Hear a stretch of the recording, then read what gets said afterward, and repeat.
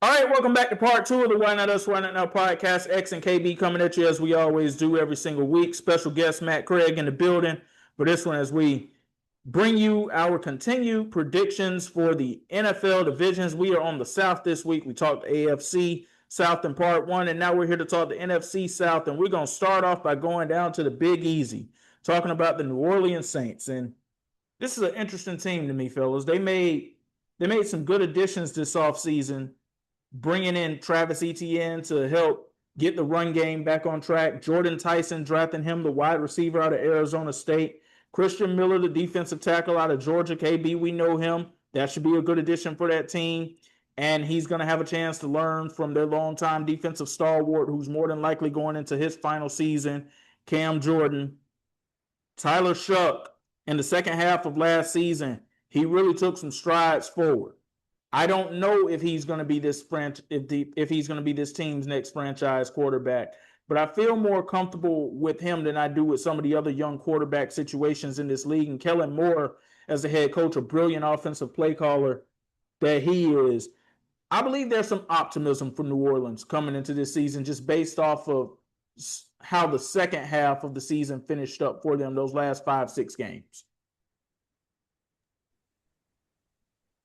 Oh yeah, yeah. Just like how we just said it, with the AFC South, with the Tennessee Titans making things to move in the right direction. I feel like the Saints made more moves to move in the right direction. We're gonna see what Kellen Moore can do as the head coach going into another year. Shuck may be the guy that they want to be their long-term fix at quarterback. We will see what he can do. They still got Chris Olave. They bought in Tyson, drafted. He was ecstatic to be drafted to the Saints. I mean, he probably was ecstatic just to be drafted, but it seemed like the fan base is embracing him. His come out song was a gospel song and went viral, and a lot of people was loving that. So it's just like we're gonna hopefully he can stay healthy. I know he had some injury bugs in college, but hopefully he can stay healthy and be that wide receiver two next to Olave, or move into that wide receiver one, or be like a 1A 1B type of thing. So we'll see what he can do. And they bought in. We just got finished talking about the Jags. They bought in Travis Etienne to be the running back for them, and they restructured Alvin Kamara's deal for him to return. So I don't know how that's going to work. I mean, he was the like fan favorite for a long time. I mean, I'm from Louisiana, and I've been in New Orleans many times. I know a lot of Saints fans, and I know a lot of people love Alvin Kamara, and he loves the city. Obviously, he's restructured there just to stay in the city. So obviously, he doesn't want to go anywhere. The fan base doesn't want him going anywhere, and the team made a deal work so he can stay in the organization, even though they brought in another running back one to be that guy now. So we're going to see what he can do as that number two guy to NCN, and all that can be like a dual threat back like David Kamara, David Montgomery, and Gibbs in Detroit. But I look forward to what they can do and what they can do on the offensive side, just to see what Shuck can do to see if he can be that guy. Because I was always a big advocate that the Saints should go ahead and tank the next season for Arch Manning. But if they're making progress in the right direction, if Shuck can be that guy for them, go ahead and go out there and win those games. It's no reason to tank your organization and mess up your culture. Cause that's one sport that I'm not an advocate of tanking. It's football because, like I said before, it's all about the culture. It's all about the habits that are built. It's all about the messages that are sent. Because there's so many moving pieces, and they all got to work together for one common goal. And basketball is a bit different because one player can change the totality of a whole franchise. But in football, unless you got a Patrick Mahomes or a Tom Brady, and those guys bring in that culture that you need to win. So it's all about the culture, and tanking is not a thing I advocate for in the NFL. But if Shark can be that guy, we're gonna see what they can do. One offseason move they made, KB, and I know that this one didn't make you happy at all. They brought Caden Ellis back to be a linebacker for their defense once again. He started his career in New Orleans, then he spent a couple of seasons in Atlanta, and now he's back in New Orleans again. Yeah, I ain't gonna lie, that one hurt because I think that as far as a from a defensive standpoint, him and Jesse Bates have been, models of consistency since they've been in Atlanta. And yeah, we really gonna miss because we're gonna miss his leadership. I think he was, as far as the captain, him and Jesse Bates, they were like hand in hand on as far as that defense, and they were like it was almost like having another coach out there on the field on defense. So yeah, New Orleans, like I said, I knew when it was a possibility that he was gone, that we were playing with fire. And when I finally saw that decision come through, it hurt. First of all, it hurt because he's going back to the Saints, but it hurt overall because I knew what he meant to the Falcons and what he meant to that linebacker room, especially. So yeah, New Orleans got them a good one, but yeah, we're gonna definitely miss his presence again. We're gonna miss his presence this upcoming season for sure. Now, Matt, I got a rule. KB, I don't know if I've discussed it here with you, at least not thoroughly. I'm not buying into what I see until I see another year of consistency to go along with it. So I don't want to buy too much into the Tyler Shuck hype. I also don't want to necessarily buy too much into the Kellen Moore hype of him as a head coach. But this division is so wide open.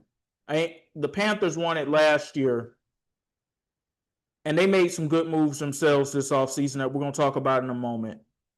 But this is a revolving door of you. It's honestly open for all four teams, if we're being honest. So I'm not exactly sure what to expect from this group this year. But in the second half of the season last year, they really did look like they were building towards something, some type of model of consistency of something. So we'll ultimately see how this ends up playing out. Let's talk about another team in this division really quickly, the Tampa Bay Buccaneers. Now, they had won this division for 4 years in a row. They winning it in some of them, but still winning the division 4 years in a row, coming into last season, almost getting that 5th straight divisional title. Got the win they needed to get on the last weekend of the season. But the New Orleans Saints did not help them out in the final game of their season in Atlanta, losing to the Falcons, giving Carolina the division. And we talked about Liam Cohen in part 1 and how he is missed in Tampa. His replacement is no longer there, but now that person's replacement is Zach Robinson. KB, you're very familiar with Zach Robinson. You want to tell Tampa Bay fans what they can look forward to? Get ready to run out the pistol. That's all I can say. Get ready to run out the pistol heavy and often. Get ready for predictable third down runs. What else? Occasional tight end screens.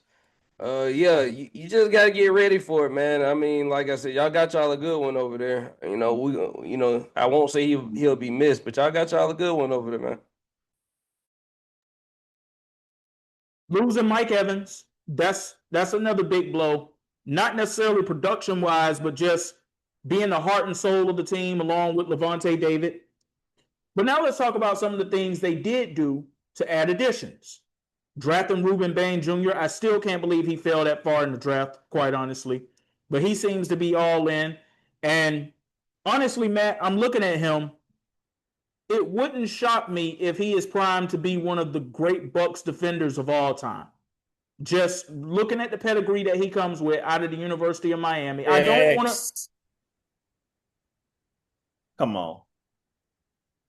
on, X. Warren Sapp put on that jersey before. I understand that. Okay. Warren Sapp, John Lynch, Derek Brooks, Simeon Rice, I got it. Levante David, trust me, I got it. I understand. The late, great Leroy Selman, I understand. Adding Alex Anzalone from the Detroit Lions at the linebacker spot, I like it for depth. I don't know exactly what it means for culture. Not re-signing Rachaad White, saw that one coming from a mile away. Bringing in Kenneth Gainwell. Nice secondary back to have to Bucky Irvin, who they're going to need him to have a healthy season if they're going to do anything this year. Can Emeka Egbuka be the guy that we saw for the first couple of games last season for most of the season this year? That's really going to be a telltale story, because I know that a lot of folks down here are saying, oh, well, Chris Godwin's now wide receiver 1. Well, here's the problem with that. He hasn't been able to stay healthy for the past couple of seasons. So you can't put your eggs in that basket. So not to mention the fact, though, they do got some storylines as training camp gets ready to heat up this week. On Monday, Vita Vea requested a trade from the team, longtime defensive tackle, going into his 9th season. Failed contract extension talks. And now learning on Tuesday that Baker Mayfield will play out the final year of his deal and will go into free agency in the offseason. There's a lot of noise around here that I don't think this organization needs. Oh, and not to mention, Todd Bowles has to have one of the hottest seats in the head coaching seats in the NFL right now, especially with how last season ended, with them starting out 5-1, 6-1, and then sputtering the rest of the way through and not even being able to win the division. So I have a lot of opinions on the Bucs. So I'm gonna start with first. I'm big. I say it again, culture, but the veteran leadership that was lost. To lose a player like Mike Evans, who was with that team for so many years, who laid foundation pieces, won a Super Bowl with that team, helped build them up from not even people looking their way to Tom Brady want to come there. That's a tough loss. Losing, like you said, X Davis in retirement, big piece to lose. You know, he was a focal piece on that defense. And to lose him, just that locker room presence. So those two guys in itself, one guy on offense, one guy on defense, two big losses, and it's gonna show up. We're gonna see who can step up and be those guys. But then when you unfold it, what X is talking about, Vita Vea asking for a trade, he's supposed to be that veteran leader now, and he wants out the building. And then you go to the offensive side, you got Baker Mayfield, who can't even get a contract extension. So he's supposed to be that lead on the offensive side, and he can't give him a contract extension. So you got the guys, you got the vets leaving out the building. The guys that are supposed to step up and be the leaders now for them. One don't want to be there, and one probably feel like he's not wanted there. That's a tough situation to be in. Now, when we talk about Emeka, he came at the season, the start of the season, the wide receiver, I think will be the wide receiver one for them going into the season. Chris Godwin is good. I like Chris Godwin, but like you said, he can't stay healthy. I was even surprised that they re-signed Chris Godwin at the extension they did at the time they did it, coming off his injury history. But they decided to do it, and it's whatever. I'm glad he got his money because I'm pro player, get your money. But Emeka had came out the gate, decent games, had a couple 100-yard games, had even a 163-yard game, and another couple 100-yard games, but actually ended the season under 1,000 yards. Because, like X said, on the tail end of his season, it just dwindled down. I mean, the last game of the year, I'm looking at it now, he had one catch for 8 yards. The game before that, he had 3 catches for 20 yards. The game before that, he had 1 catch for 40 yards. And I'm telling you this as somebody who know these were the stats, not because I see them, but because I felt them. He was on my fantasy team. I depended on him. I thought he was going to be a guy to take me over the hump, and I put him in my lineup, and he let me down. I should have traded him while his value was high, but I thought he was going to be that guy long term, and he ended up not being that guy. Now, do I think he can come into this next season and be a better wide receiver after having the season what he just had last season? 63 receptions, 938 yards, and 6 touchdowns. That's decent for a rookie.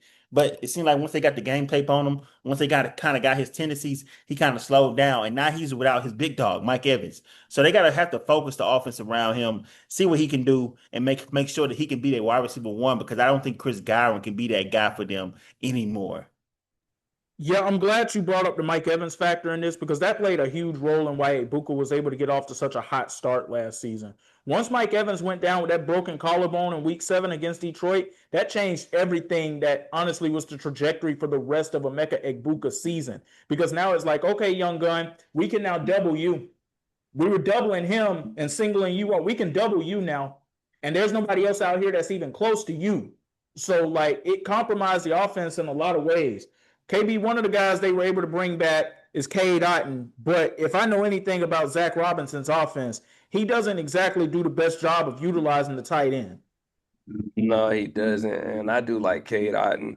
I do think that, losing Mike Evans, not just from I know we talked about him being older and the output's not the same, but from a leadership standpoint, being the guy as far as in that wide receiver room. Because like I said, like you had just alluded to, Emeka Egbuka is now going to be looked at. He's going to get way different looks. And like you said, when Mike Evans did go down, now he's not seeing the same level of production because he's not seeing the same coverages as well.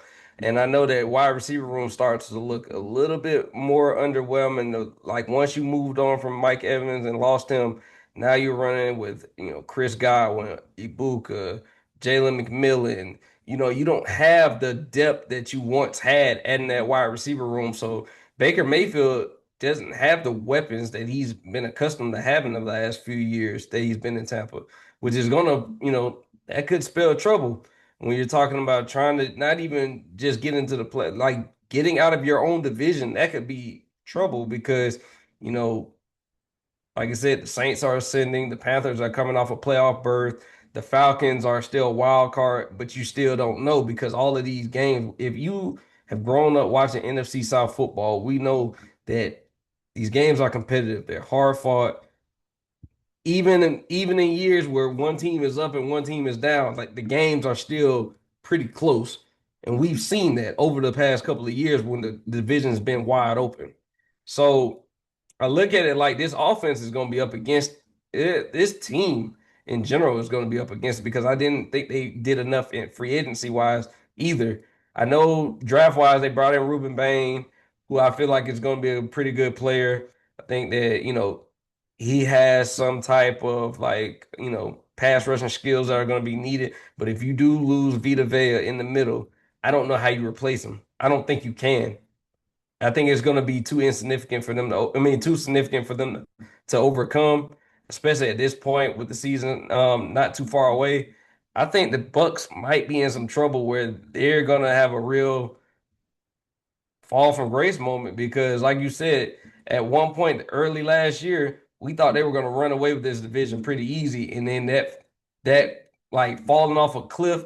I mean, they plummeted to the bottom, and it was ugly to see, honestly, because you had fans who actually at one point had Super Bowl aspirations for this team.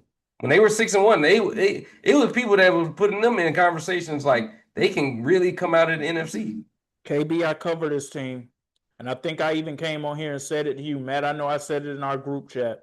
After they played against the 49ers in that week 6 matchup, and Baker put on the show that he put on, I said, man, we might be covering a Super Bowl this year.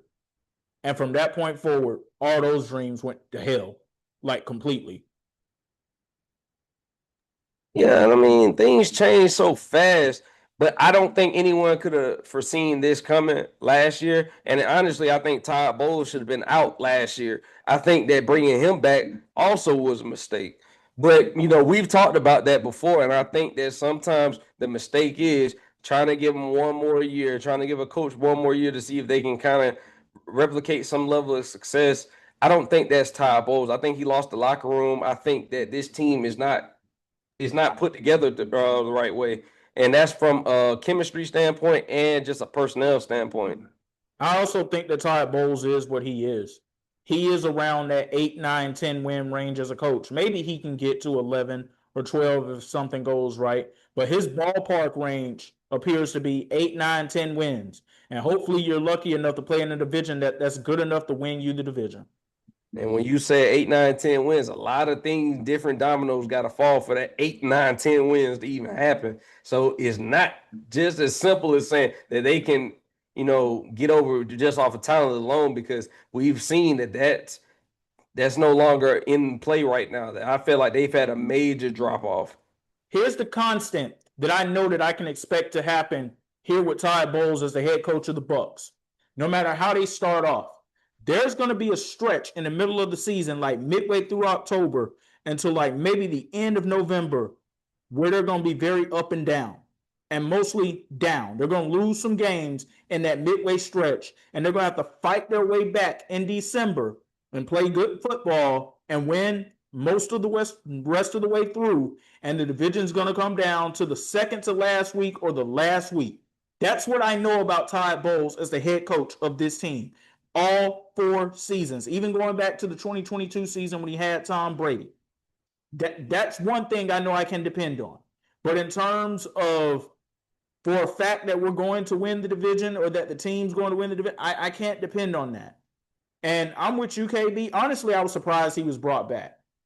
Everything that I was hearing was like they're leaning towards not doing it. But I feel like the ultimate reason they brought him back is because I don't think they saw a candidate out there that they thought would actually take this job seriously enough, like a John Harbaugh, maybe even a Kevin Stefanski, somebody like that, to want to come here over some of the openings that were already out there. Yeah, I definitely agree with that. I think that there wasn't I think that the interest level, just based off of what's going on in Tampa Bay, I think it was very low as far as when you're talking about Stefanski, even Jeff Hadley. When you're talking about some of these coaches that had the opportunity to pick and kind of dictate their future as their next team that they're going to coach. I think that Tampa Bay was lower on the pecking order as far as like who as far as interest goes. So yeah, I'm with you on that. I think that there wasn't much interest in them coming and trying to turn around a situation where they seen a lot of moving pieces. I think that it was just like it was easier to bring back Todd Bowles than have to try to feel like you have to, poach a coach to come here and try to rebuild something that's like starting to fall apart. KB, Matt, listening audience, I'll put it like this. If they knew for a fact that John Harbaugh and Kevin Stefanski would be available, they would have let him go.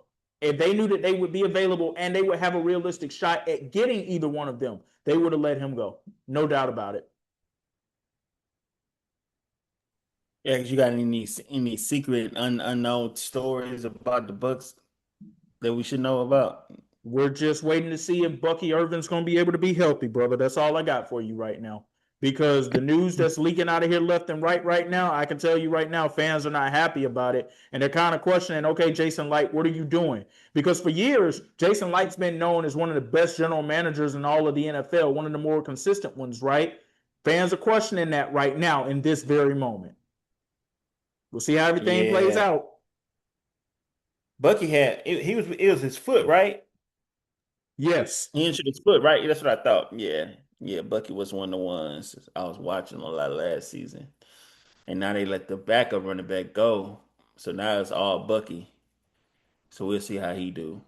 They got some young guns. We'll see. I like what I see, but I'm gonna wait till the end to get my predictions. Yeah, same here. Let's talk about the team that did win the division last year, though, guys. Talking about the Carolina Panthers. And two big moves they made this offseason to me.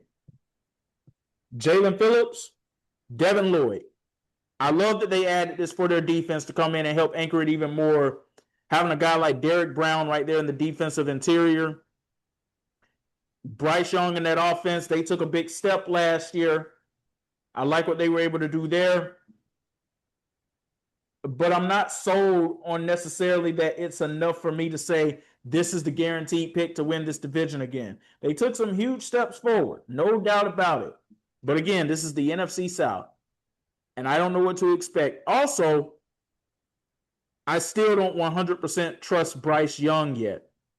I need to see another year that's going to be more consistent to what we saw for the second half of the season for the most part.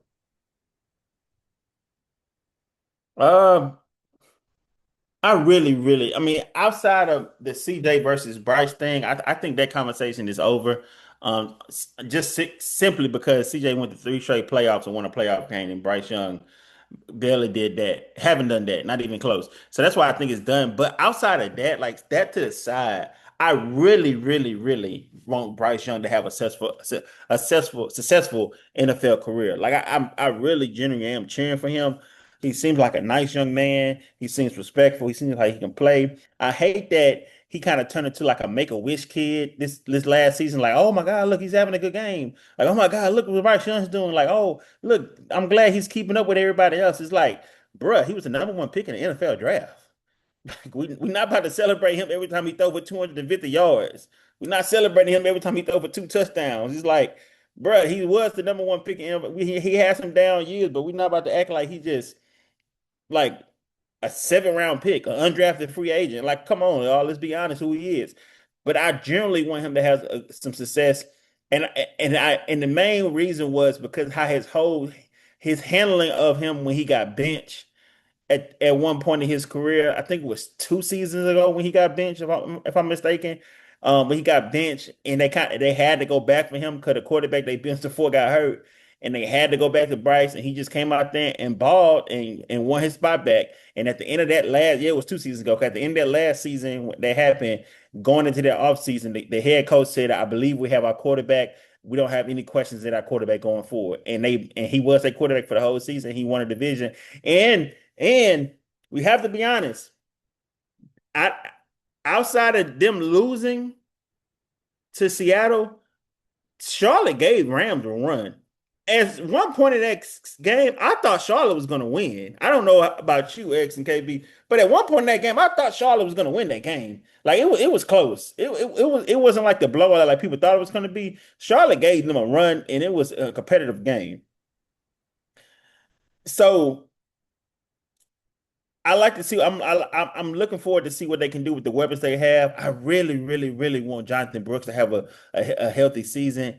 Came out of Texas, toured. I think what was it? Toured ACL, and then played last season and toured again. Now he's back again. So I just hope he can have a successful. I wish him great health, and I pray he have a healthy, successful season because he's a dynamic back, and I just hope he didn't lose too much explosiveness because of his injuries. But I really want to see what he can do in that offense. And then at the end of the day, the last thing I say for the offense, they do got the rookie of the year on their team.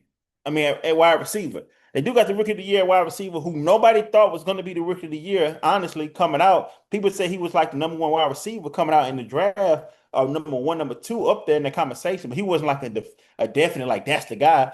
And he ended up winning rookie of the year. Some people thought he didn't deserve it, but I thought he did just enough to get it. So we're going to see what they can do. So you got your quarterback, you got your wide receiver one, and we're going to see how things unfold from there. KB, one of the questions I want to ask you when it comes down to the Panthers offense, do you think that they're going to regret not having Rico Dowdle this year? Yeah, definitely. I think that while, because you swap out Rico Dowdle for AJ Dillon, you have Chuba Hubbard, but I think that it's like you needed that change of pace back. That's why I feel like each team needs is a 1-2 punch where there's a change of pace. You got your power backs. Chuba a little bit more shiftier and a little bit more agile than AJ Dillon, who's more known for being a power back bruiser type of back. But I think that losing Rico Dowdle, I'm sorry, I do think that his ability to catch passes, his ability to be that change of pace back, I think that's going to hurt them.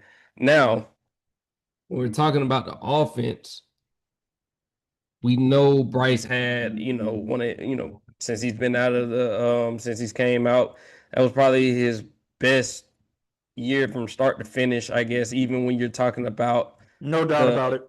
Yeah, like you're talking about all the struggles that he's had, previously. That was his best year, leading him to a playoff berth. But I do have to say, like, how does your team look going forward when you're running out? Your wide receiver group is Tet. Then you go into guys like Coker, Leggett, who's still struggling to find his footing. It's like, this is why we say that this division is wide open, because from a talent perspective, there's a lot of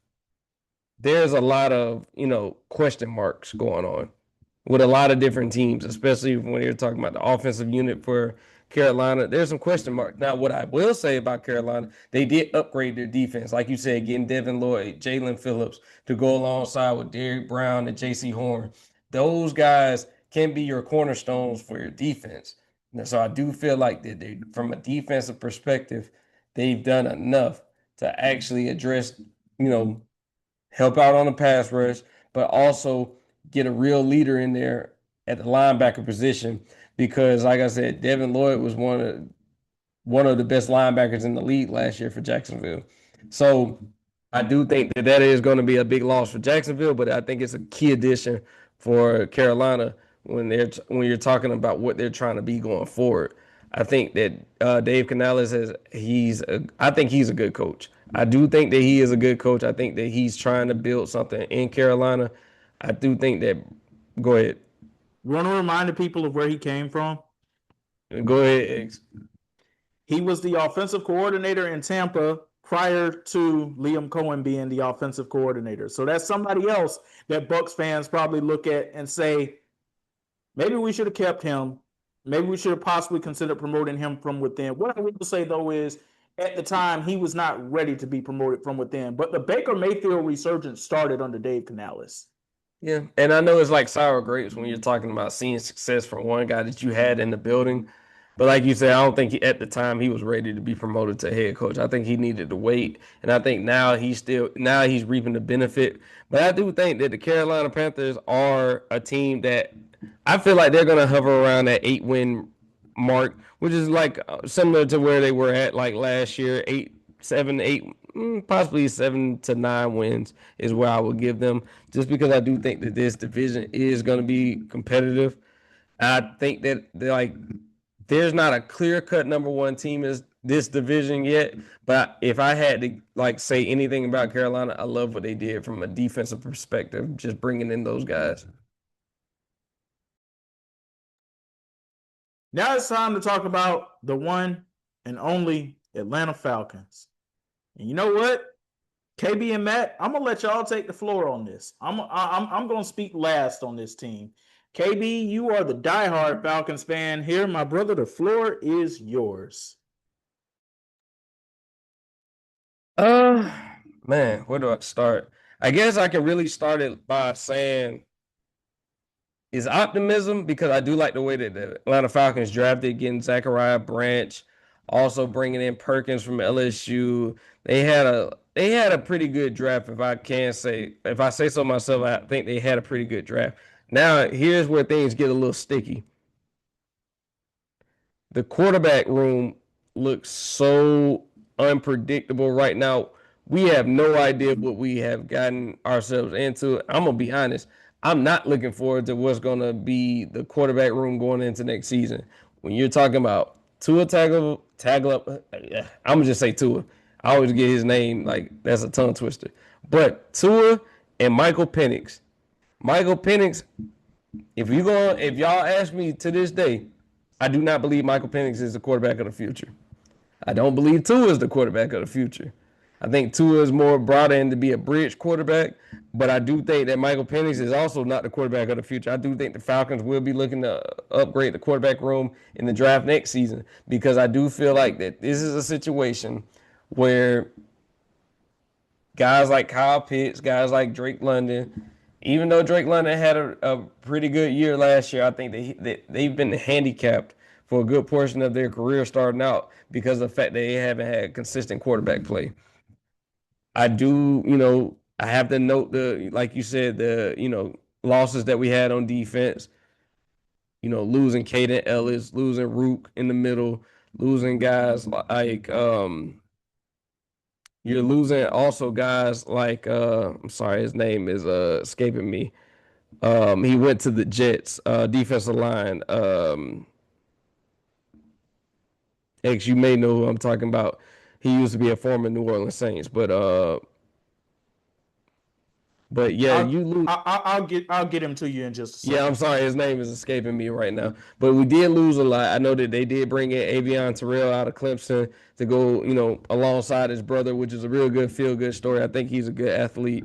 I think he'll help us in that secondary to go along with guys like AJ Terrell, Jesse Bates, Xavier Watts, Billy Bowman. So I think we have a lot of young pieces in the secondary that can help us out.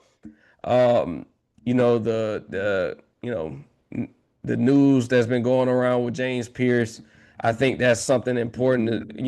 Can he get back to form, because he's had a lot of drama going on in the offseason. Jalen Walker, can he continue to improve? So it is a lot of question marks on this team. So I'm not going to be one of those delusional Falcon fans to say, oh, yeah, we're ready for the Super Bowl. We're ready for playoffs. No, I think that winning your division would be the first step, in which it is possible that you could still win this division. You lose a guy like Tyler Algier to the Cardinals. It is certain things that, I'm not sure about with this team. I think that, it's interesting to see what Kevin Stefanski can do, but I'm not sure. Before you continue, David Onyemata is the player that you were searching for. David Onyemata, yes. So, it was a lot of moving pieces when you're just talking about the Falcons in general. You bring in guys like Zacchaeus, you bring him back into the room. You bring in Austin Hooper, who was a member of that 2016, 2017 team that went to the Super Bowl. A lot older now, but you know, your wide receiver room is shaky. Out goes Darnell Mooney. And so it's really hard, X and Matt, to tell you what this team is gonna look like come week one because so many moving pieces in and out of the door that it's hard to really see what this team is. Like I'm gonna be paying a lot of close attention in the preseason because I do need to see, some of the young guys and what they'll be able to bring, mostly what the young guys that are on defense, what they can bring. Because offense, I feel like that, Zachariah Branch, can he be that deep play receiver that you need? Possibly even I could see him working a little bit even out of the backfield just to help out. But it is going to be interesting to see what this team is. Well, KB, I come to give you some optimism. I come to be the bright light in the room to light up the season for the Atlanta Falcons. I come to be that guy to let you know that it's going to be a good season. It's going to be a successful season. No reason to hang your head low. No reason to be disappointed this season in your Atlanta Falcons because this year will be the year. This year will be the year they make the playoffs. And let me start by saying this. I believe Tua is going to be the guy to be the starting quarterback. Tua proved in Miami that he can at least be starting quarterback quality. I agree with you on one front. Mike is not the guy. Now he might could sit behind Tua for 1 year, 2 years, then go somewhere else and be the guy. But he's not the guy right now, and I hate that for him, especially with his injuries. I really wish him the best. 'Cause I want to see a successful black man succeed in the NFL. And he's married, just got married his wife. Beautiful, beautiful young black man. Wish him the best. But that offense is where I want to start. Y'all got the best running back in the NFL. And I'm not saying that like that's a surprise statement. I think everybody, it's kind of almost a consistent statement. I mean, you got Gibbs that can give him a run. You got Jonathan Taylor, who's still the old man in the group, but he old man compared to the NFL standard can still give him a run. So you still got some guys that are electric that can play. You still got Christian McCaffrey at his best, one of the other older guys that can still give him a run. But money on the line, if I had to take one running back to start my NFL team, I'm taking Bijan any day, every day of the week. Now, and when I visited y'all in this last episode, I said Drake London may not be that top tier guy. And I'm here to stand on that. But I don't need him to be a top 10 guy. I don't need him to be a top 5 guy. I need him to be the number one guy for the Atlanta Falcons. That's what I need from him. I don't need him to worry about what Jackson Smith from Jim is doing. I don't need him to worry about what Jamar Chase is doing. I don't need him to worry about what Justin the Jet is doing. I need him to worry about what can I do to be the number one guy in Atlanta. I need at least 1,200 yards, Drake. I need at least 10 touchdowns, Drake. And now I'm talking about Kyle Pitts. Kyle, you got franchise tag, and they gave you some money. Hey, at some point, you got to prove it's right. At some point, you got to be the prospect that we all thought you was going to be. We need consistent quarterback play. I agree with you there, KB. We need consistent quarterback play. And I believe Tua can give us that consistent quarterback play on the help of the new head coach. And that's going to be my last point, Kevin Stefanski. Now, Kevin Stefanski didn't have a successful tender in his last year with the Cleveland Browns because he didn't know if he wanted to start Daniel. What's the boy last name? Gilbert. What was his last name? X. You are talking about Dylan Gabriel. Dylan Gabriel. I called the boy Daniel. Dylan Gabriel. He wasn't sure if he wanted to start Dylan Gabriel. You called him you called him Daniel because our NABJ brother covers that team for ESPN. Shout out to Daniel Oyefusi. Oh yeah, shout out to Daniel. He does a great job. He was just on ESPN like 2 days ago or yesterday or today or something like that. Yeah, Daniel does a great job. Shout out to Daniel. He does a great job covering that squad. But yeah, Dylan He couldn't decide if he wanted Dylan to be the starting guy. Now Dylan's in a quarterback competition with the same guys he was with last year outside of Watson, and he's not even in consideration with being the starting guy, let alone even being the backup guy. So Savansky let his own personal agenda, what he thought was the right thing, proceed what was best for the team, and his ego got ahead of him, and that's what sabotaged his last year, and that's why I think he's out of there because he couldn't put his pride to the side and say, "Hey, I may have made a wrong mistake by drafting this guy and had not Saquon Lloyd, Shador." And so now I feel like he's back to be the head coach of the year winner that he has done twice to help us get the 10 wins. KB, 10 wins is all I need. I don't need a 12-win season. I don't need a 13-win season. I don't need a 15-win season. All I need is 1-0, Kevin Stefanski. That's it.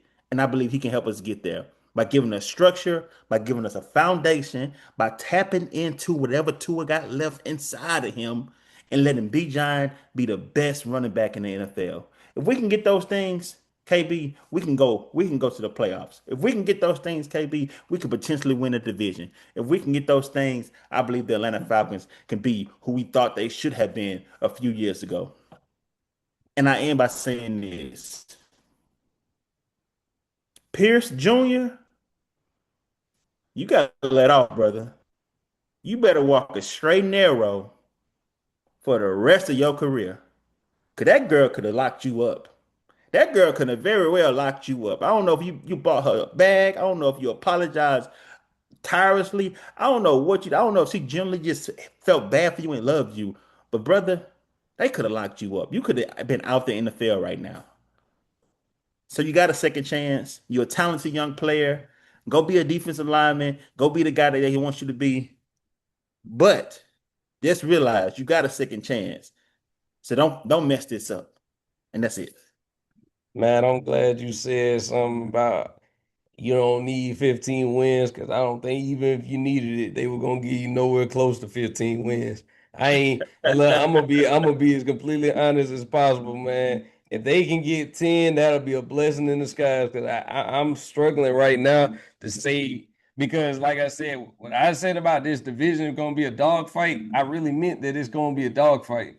Like it's gonna be because there are no outstanding teams right now in this division. There are a bunch of decently talented teams that could possibly play out of their mind. We see one come out every single year. It was the Panthers year last year. We've seen the Bucks have it for a couple of years. We've seen the Saints have it towards the end of the 2010s, 2020 type of era before Drew Brees retired. So, like I said, when you're just going off of the quarterback picture, you got Baker, Bryce, Tyler Shuck, Tua, and/or Penix. Depending on, it looks like Tua's going to take the starting job, but yeah, I'm just going to say both of them for right now. It looks to me, because, like I said, if we're just talking about wide receiving rooms, you got your number one guy in Atlanta. You got your number one guy in Carolina. I think that they have their number one guy in Tampa, but it looks kind of shaky because of the fact that he has to now be thrust into a spot where I don't know if he saw it coming this fast. I don't even know if he's necessarily ready for the role. And then you talk about New Orleans, who has a number one in Chris Olave, but it could very well be Tyson. So I think that it's going to be one of those things where we're going to look at a bunch of low-scoring games because I don't know if these offenses are going to be as electric as they've been, especially when you're talking about Atlanta, Tampa Bay. I think Carolina may have a fall-off as far as without the Rico Dowdle being on the team. But I look at whoever sustains the level of consistency that you're needing when you're talking about an offense. Because right now, the division as a whole, to me, is a question mark. I'm gonna be completely honest. This whole division to me is a question mark. I don't know what to make of anybody really yet. Because do I think anybody in this division is a Super Bowl contender? Hell no. I don't see it. I could be wrong, but I don't see it. Not when I'm talking about teams like Seattle coming off of a championship. You're talking about LA, who's much improved. You're even talking about teams like Philly. Philly finally got rid of the AJ Brown drama. They're going to be looking to improve a lot. Chicago's going to be improved. So whoever comes out of this division, even if you're talking about division winners, they're going to be low on the pecking order as far as when you're talking about who you see as far as the division winners as being a potential representative to represent the NFC in the Super Bowl. They're going to be very low, if not at the bottom, for me, because I just from a talent perspective, it's a wide gap between like them and the Rams, them and Philly. It's a significant gap. So that's why I'm like I'm not sure if I can go as far as saying that like even if the Falcons do make the playoffs, I think that should be their goal for this year. Not Super Bowl, should be just make the playoffs because you ain't made it in the last 8 seasons. You need to just take one step at a time.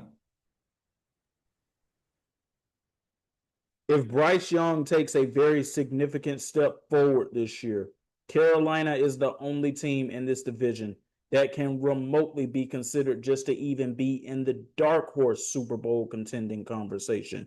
And that is only if Bryce Young takes a giant step forward, because Carolina has the best all-around roster on paper in this division when you look at it. For me, it's just too many questions right now at quarterback when it comes to the Falcons.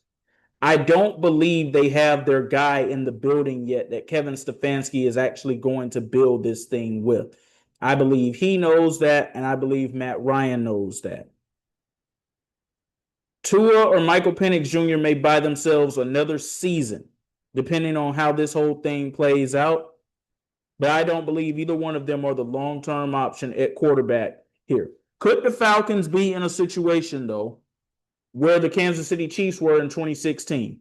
You know you don't have your long-term guy in the room, but you have some type of stability there that can at least just keep you somewhat afloat.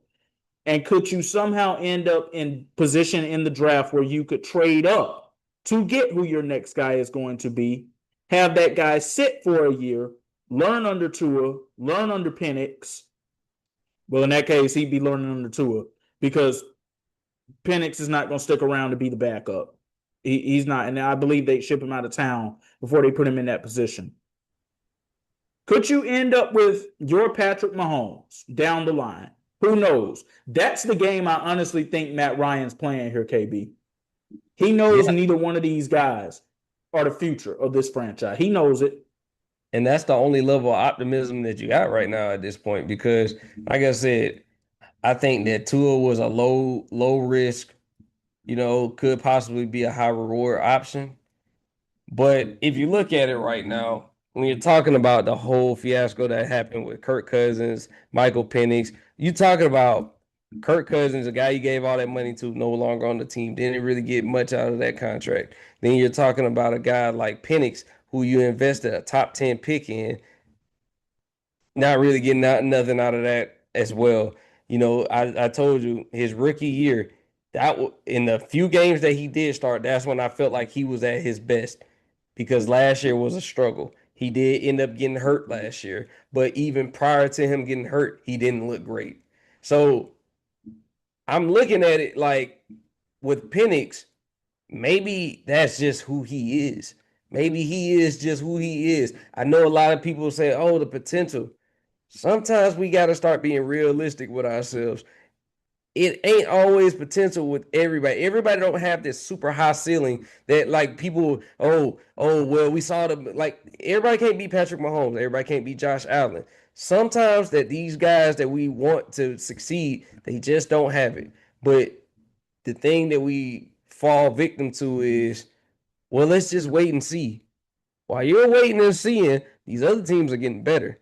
Because we see a guy like Sam Darnold, who was a journeyman at one point. we saw him have a level of success with Minnesota. And then he came over and did it in Seattle, and which culminated in a championship. So it not necessarily meaning that you always have to start over with a rookie quarterback, but it does mean that you have to find a guy that stylistically fits your team. I don't think Penix or Tua is the long-term answer. I think that their quarterback is not in that building. Like you said, I think that their quarterback could either be possibly in the draft. Could you find your diamond in the rough? That's the only optimism that you have. But when you're talking about, you know, what Falcon fans are hoping to see, we just want to see at least a competitive team because we felt like that we had more talent last year and we still did not make the playoffs. And a lot of that had to do, I felt like, with coaching. A lot of that had to do with, just some bad luck overall. I think that, when you've gone in a playoff drought for this long, the playoffs, just making the playoffs should be the only thing on your mind. I think that's the only goal that you need to have for this upcoming season while you have a bridge quarterback like Tua. It should not be anything. You should not have these lofty expectations for a guy who just got shipped out of Miami and who's coming to a new team with a new head coach, new OC. Your expectations shouldn't be too high. I think that if you can get a playoff appearance out of it, hey, that's a win for me as far as this season. But do I have this and Matt, I heard you about Bijan being the best. I do believe Bijan is the best running back in the league. I do just feel like that there is a lot of things that need to be answered in the first, especially in the first few weeks before we can kind of even get an assessment of what this team is. Because right now, there's nothing clear about this team, not from an offensive or defensive perspective. There's nothing clear. We had a lot of stuff circulating in the offseason. You drafted well. I say you go out there and just rock out this year. But as far as fan expectations, don't expect too much. That's all I can say. Don't expect too much. I want to say this really quickly because Matt mentioned while he was going through his spiel with this team, what he needs to see from Drake London. I might be on an island here. I believe Drake can be that guy. I honestly believe if he's healthy, he can be that guy that gives you those types of numbers. KB, I'm here to give you the optimism you need. I'm here to stand with you, brother, hand in hand, side by side, 10 toes down to tell you that I believe. I believe that we can win 10 wins and win this division. I believe that this is our year and those years that we had in the past are a thing in the past. One thing in the positive, do the Atlanta Falcons play inside a dome?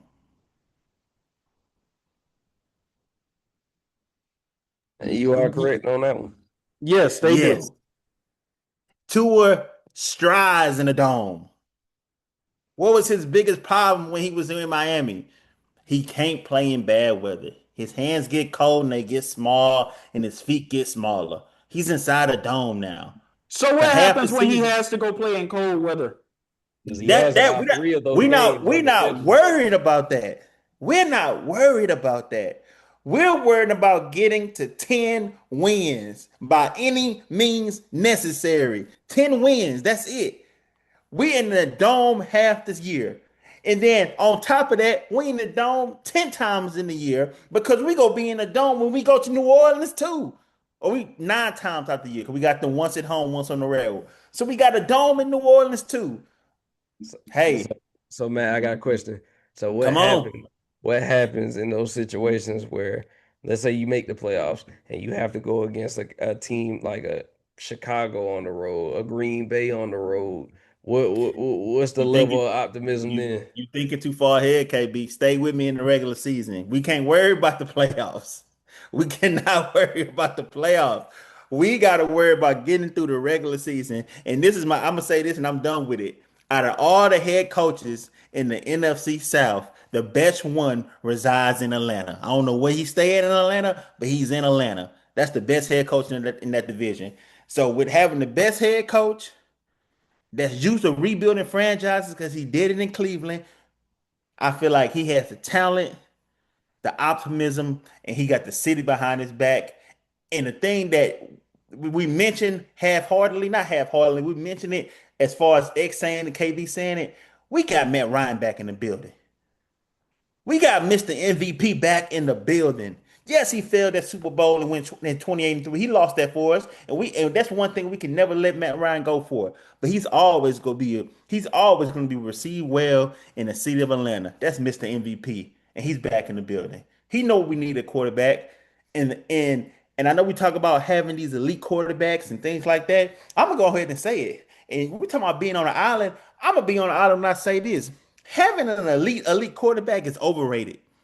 You need nowadays. You need a team of talent. Look at the Seattle Seahawks. They don't have an elite quarterback. They have a quarterback playing above his means, and he's doing what he got to do. Look at the Philadelphia Eagles. They don't have an elite quarterback. They have a quarterback that's playing above his means and doing what he got to do. Look at the 49ers when they went to all them Super Bowls and NFC Championships. Who they had? What's the boy name? Brock Purdy. Brock Purdy. And the guy before him that paid backup to Pretty Boy that was dating the porn star, paid backup to Tom Brady. They had him. So you don't need an elite. Having an elite quarterback is overrated in the NFL nowadays. You need a roster. You need talent. You need players that can put their helmet in somebody's chest and lay them out. That's what you need. And you need players that can catch and run the ball. That's what you need. You don't need you don't need a top three quarterback. Now, if you get a Patrick Mahomes, of course you want to hold on to him. If you get a Josh Allen, of course you want to hold on to him. If you get a Lamar Jackson, of course you want to hold on to him. But you don't need it to win. Seattle just showed us that. Jalen Hurts just showed us that. Brock Purdy knocked on the door a couple times. He just showed us that. Well, he knocked on the door one time, but he just showed us that. That's all I'm saying, KB. We got optimism in the city. I feel it buzzing. I feel it buzzing, and I'm gonna see you week 16 when we sitting at 10-5, and we just gotta close out the season. All right, yes, I'm done. I'm out the pulpit. KB, do you want to, respond to any of that before we give out? I got nothing left. Matt made a compelling argument. I'm just gonna wait to see how this season plays out. Yeah, and like I said, I hope he right. I hope I'm wrong. I hope I'm wrong. Like I'm dead serious. Like I'm okay with it if I'm wrong. I really hope Matt is right, and sitting here in December and we having a whole conversation Yes. about the playoffs. I hope that I'm wrong. Yes, bring me back. And I appreciate y'all bringing me back. So I love always coming on here talking sports, but I just want to request to come back around week 8. That's all I want. Week 8, let me come back. All right, we got that penciled in. We'll make sure that happens. So Matt pretty much just gave you his prediction on who he believes is going to win the division. How else do you see the rest of the division playing out? I got Falcons at the top. I got Carolina number 2, and I got Falcons being the only playoff team as well. I want to put that out there. But I got Falcons at the top. I got Carolina number 2, and I got the Saints number 3, and then who I'm missing? Tampa Bay. Tampa Bay, yeah. I think Tampa Bay falls off. I think Tampa Bay fall. I'm sorry, X. I know it's your team you cover, but yeah, I think they fall off mainly because all the factors I put in, losing the vet leadership, not taking care of the vets that's currently there, and things just not going the right way. And I think this may, like I agree with you. I think this may be top Bowls last season. So it's just too many factors that's going into this. Why I think they're gonna fall off. I think individually, those players that we talked about, Bucky, Ibeka, and all, they're gonna have some good seasons, but overall, team success is not gonna be there. So Falcons, Carolina, Saints, Tampa Bay. I mean, you don't have to apologize to me. I'm approaching this season with the approach of, hey, I'm just grateful to be here and to be able to cover this team and be in the position of being able to do this. I have no expectations for them this year. KB, I'll go ahead and go next. I got the Bucks finishing 4th. I got Carolina finishing 3rd. I'm going to pick the Falcons to finish 2nd. And as much as I don't want to do this, I'm gonna pick the New Orleans Saints to win the division. Okay, my turn now. I got it's really been a toss up between New Orleans and you know what? Since I'm a diehard Falcon fan, I got the Aints at 4th. I got Tampa Bay at 3rd. I got the Falcons 2nd, and I got Carolina finishing 1st. I'm a diehard now. Now, when I say 1 and 2 can flip flop, 1 and 2 can definitely flip flop for me. Cause I want to say the Falcons will win the division, but like I said, I'm nervous because of that. Nervous because of the quarterback picture. But you'll never hear me saying that I'm picking the Saints to do anything. The Aints gonna forever be the Aints, and that's where they gonna stay at. At least Megan will be happy about your prediction, X. Shout out to Superstar Meg. All right, y'all, let's go with this edition of the Why Not Us, Why Not Now podcast. KB, we got one more direction, 2 more divisions left to go. We got to go out west, and that's where we going next week. Matt, as always, bro, we appreciate you coming on and chopping it up with us. Appreciate y'all. Thank you for having me. All right, from Matt and KB, I'm X, and we're all saying peace. Peace.